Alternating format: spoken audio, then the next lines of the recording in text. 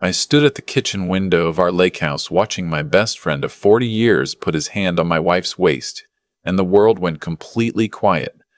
Not the good kind of quiet. The kind where your ears stop working because your brain is using everything it has just to process what your eyes are seeing. It was a Tuesday morning in late October, the kind of morning where the fog sits low on the water and you can smell wood smoke from somewhere down the shore. I had come downstairs early, couldn't sleep, old man's curse, to make coffee and maybe sit on the dock for an hour before anyone else was up.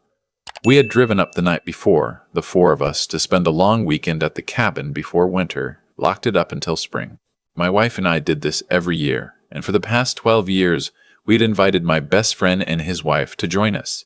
It was tradition. It was supposed to be one of the good things. I had just reached for the coffee pot when I looked out through the window toward the back porch. My wife was standing near the railing, her back half turned to me. My best friend was standing close. Too close. His hand moved to her waist. Not a brush, not an accident. And she leaned into him just slightly, the way you only lean into someone you've been close to for a long time. He said something low. She laughed, quiet and soft. Then he kissed her temple. I didn't move. I didn't breathe. I just stood there with my hand on the coffee pot and watched 43 years of my life rearrange itself into something I didn't recognize. I don't know how long I stood there, long enough for the moment to be over, for them to step apart, for my wife to come back inside through the side door with pink in her cheeks that she blamed on the cold air. She poured herself coffee and said good morning, and asked if I had slept okay. I said fine. She went upstairs. I sat down at the kitchen table and stared at the grain of the wood for probably 20 minutes. My name is Arthur Nolan. I am 64 years old. I was married to my wife, Diane, for 43 years.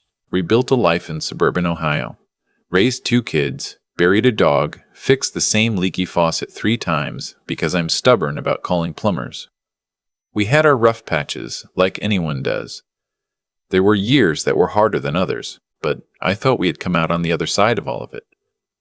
I thought what we had now, in the quieter years with the kids grown and the pressure eased off, was something solid, something earned. My best friend's name is Victor. We met our first week of college, 1979. He was the kind of guy who talked to everybody, and I was the kind of guy who talked to nobody, and somehow that worked. We had been through everything together.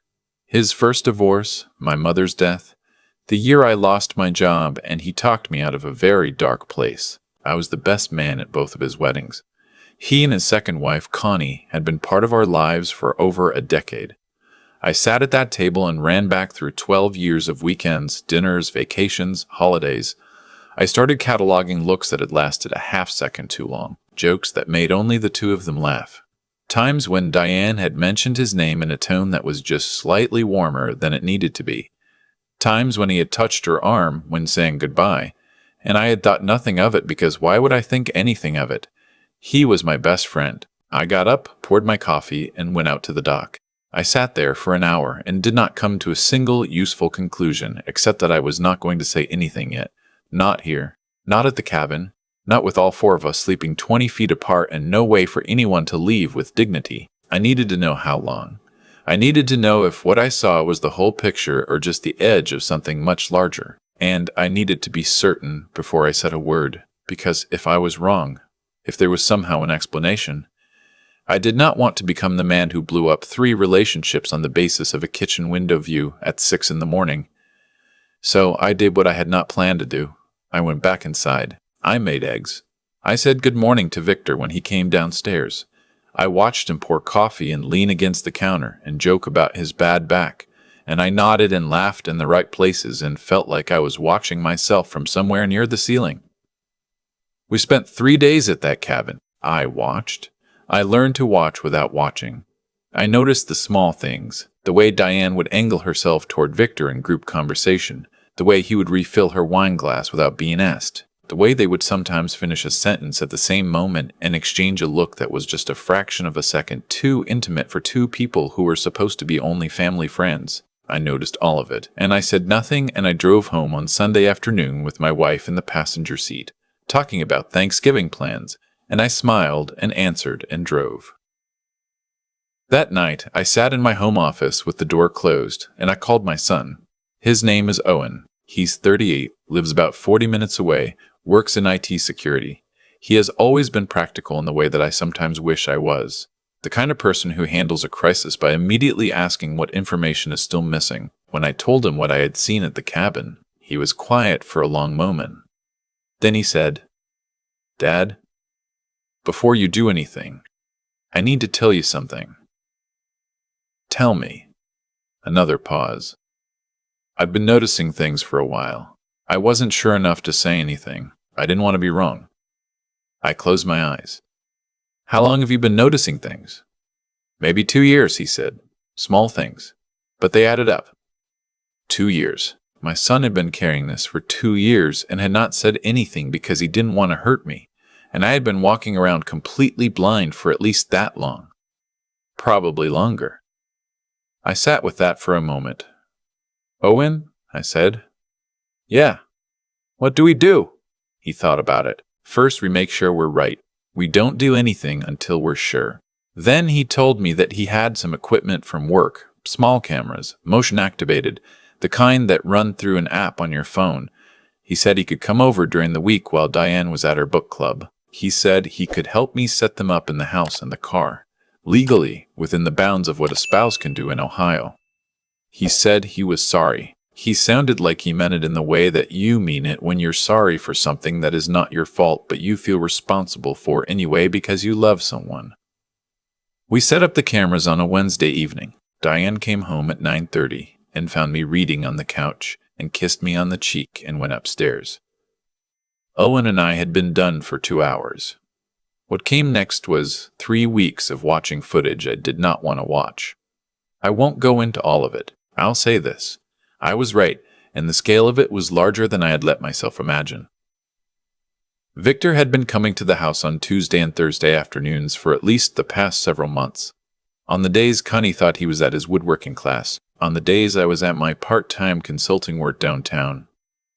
The calls on the camera in the kitchen, the hallway, I watched enough to know the truth with certainty. Then I stopped watching. I sat in my office with the door closed, and I thought about what I wanted, not what I was supposed to want, not what made the best story, not what would make Victor and Diane look the worst. What did I actually want for the remainder of my life? I am 64 years old. I have a son I'm proud of, and a daughter in Seattle who sends me photos of my grandchildren every week. I have a lake house I love, and a wood shop in the garage, and more good years ahead of me if I choose to live them right. I did not want to be angry forever, but I did want the truth to be known, and I wanted it handled with some dignity, mine at least, since no one else had seemed concerned with that. My daughter's name is Sandra. She was turning 40 in December and had planned a big family celebration. A dinner at a restaurant in Columbus, 20 or so people, the whole family together for the first time in 2 years. Diane had been planning it for months. Victor and Connie were on the guest list. Owen and I talked about it. He asked me what I wanted to do. I told him I wasn't going to ruin Sandra's birthday dinner. He nodded like he had expected me to say that and was glad I did. We agreed we would wait until after December. We would handle it in January, quietly and directly, with a lawyer already in place. "You sure you can hold it together until then?" he asked. "I'm 64, I said. I've held harder things together for longer." He almost smiled. "Yeah, you have." I called a divorce attorney the next morning. I spent November being a good husband on the surface, going through the motions, helping Diane address Sandra's birthday invitations, bringing home flowers once because that was something I sometimes did, and stopping would have been conspicuous. I am not proud of the performance, but I had made a decision about how this was going to go, and I intended to see it through cleanly. December came. The dinner was at a restaurant Sandra had picked, a nice Italian place. Private room in the back, round tables with white tablecloths, 40 of Sandra's closest people, including all the grandchildren. Diane and I arrived early to help set up. Victor and Connie came in about 20 minutes later, and I shook Victor's hand and said it was good to see him and meant absolutely none of it. And his grip was the same as it always was, firm and familiar. And I thought about 40 years and felt something that was sadder than anger. The dinner was beautiful. Sandra gave a speech. The grandchildren were chaotic in the way that only small children at a fancy restaurant can be, knocking over water glasses and asking loudly when the cake was coming. My daughter glowed. I watched her and I thought, this is why we waited. This night deserved to be only what it was. I sat next to Connie at dinner. She talked about a cruise she and Victor were planning in the spring. She talked about her sister's health, which had been difficult lately. She was warm and funny and completely unaware, and I felt a grief for her that was separate from my own, a grief I didn't quite know what to do with. January 3rd. Owen came over at 9 in the morning. He sat at the kitchen table while I went upstairs. Diane was getting ready for something, a lunch with a friend, I think. I walked into the bedroom and I sat on the edge of the bed and I said her name. She looked up from the mirror. Something in my voice or my face must have registered, because her expression shifted. I said, I know about you and Victor. I have known since October. I have camera footage going back several months. I have already spoken to a lawyer. I am not going to make a scene, but I need you to understand that this is over. She didn't try to deny it. I had not expected her to. She sat down on the bench at the foot of the bed and put her hands in her lap and said she was sorry. Then she said some other things. About loneliness, about feeling invisible, about how it had just happened, and then it had kept going, and she hadn't known how to stop. I listened to all of it. I did not respond to any of it. There was nothing she could have said in that moment that would have changed anything, and I think she knew that. I told her Owen was downstairs. I told her I was going to give her some time in the house, and then we were going to begin the process of separating our things, and that I had already spoken to a mediator. I told her I hoped we could do this without it becoming ugly, for the sake of Sandra and Owen. She nodded. Then I went downstairs. Owen was sitting at the table. He looked up when I came in, and I could see the question in his face. I nodded once. He exhaled. We sat there for a while. He made us coffee. Neither of us talked much. At some point, he reached across the table and put his hand on my forearm for a moment in the way that men do when words aren't quite right. That was enough. I called Victor that afternoon. He picked up on the second ring. I said, I know. I have evidence. We're done. Don't call this number again. He started to say something. I hung up. Connie found out 3 days later, not from me, but from Diane, who I think felt she owed it to her. I don't know exactly what was said in that conversation. I heard later through Sandra that it had not gone gently. Connie called me once, about a week after, and thanked me for not letting it drag on. I told her I was sorry. I meant it. The divorce was finalized in April. Sandra drove up to the lake house in May with the grandchildren, and we spent a Saturday fixing the dock and eating lunch on the porch in the first real warmth of the year. She had been steady through all of it in the way that surprised me, even though it shouldn't have, because she has always been steady. She never asked me to explain more than I wanted to. She just showed up. Owen was there too. We grilled. The grandchildren ran down to the water and one of them fell in and had to be fished out screaming, and then was immediately fine and demanded to go back in. It was loud and ordinary and good. At the end of the day, when the kids were exhausted and Sandra was loading them into the car, Owen came and stood next to me at the end of the dock. The water was flat, and the light was coming in low across it, the way it does an early evening in May. We stood there without saying anything for a while. You doing okay? He said. I thought about it honestly. Yeah, I said. I think so. Good. The lake was quiet. Somewhere down the shore a loon called once, then went silent. I thought about 43 years, and about what it means to lose something you had believed in completely, and about whether that kind of loss leaves a hole that stays, or one that eventually fills with something else. I didn't know the answer yet, but I was still here. My son was standing next to me. My grandchildren were in the car at the end of the drive, complaining about their seatbelts. I thought, that is enough to start with. I looked out at the water for another long moment. Then I turned and walked back toward the house. I've had a lot of time to think about what happened. That's one of the things nobody warns you about when your life comes apart at 64. You have plenty of time. The kids are grown. The house is quieter than it used to be. You sit with things longer than you ever did when you were busy. What I keep coming back to is not the betrayal itself, as much as it broke me. What I keep coming back to is the sequence of choices that led there. Theirs, and honestly, some of mine too. Diane didn't become the person who stood on that back porch overnight. Neither did Victor. Those things built slowly, out of small decisions made over months and years. The choice to let a feeling grow instead of naming it, the choice to protect a secret instead of ending something, the choice to keep going because stopping felt harder. I'm not saying that to excuse either of them. What they did caused real damage to real people, including Connie, who had done nothing wrong. But I found that understanding how something happened is different from forgiving it, and both things can be true at the same time. The part that took me longest to sit with was my own part. Not that I caused the affair, I didn't.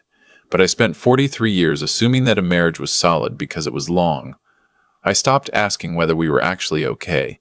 I stopped noticing things because noticing them felt like inviting trouble. There's a kind of willful blindness that looks like trust but isn't, and I had been living in it for years without realizing it. That is something I own. What Owen did, watching quietly, carrying what he suspected, waiting until he was certain enough to say something, showed me something about what real intelligence looks like.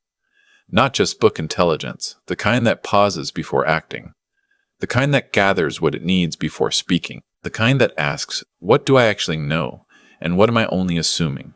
I needed that steadiness from him because I did not have it in myself in those first moments.